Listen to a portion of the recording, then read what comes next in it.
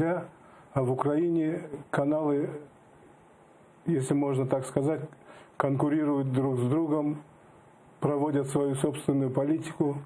Другое дело, что та политика, которая нравится мне, на сегодняшний день оказалась в меньшинстве.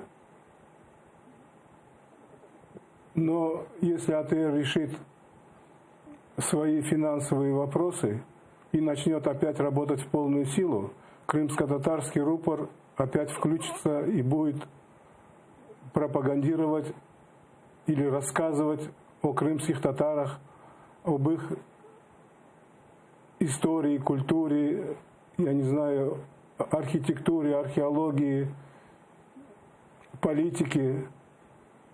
И он востребован всегда. То, что он востребован, показывает сейчас обилие звонков. Не только вам на студию звонят, нам на нашей мобилке тоже очень много людей звонит, спрашивают, что там происходит, решится ли этот вопрос. Миллет их не устраивает.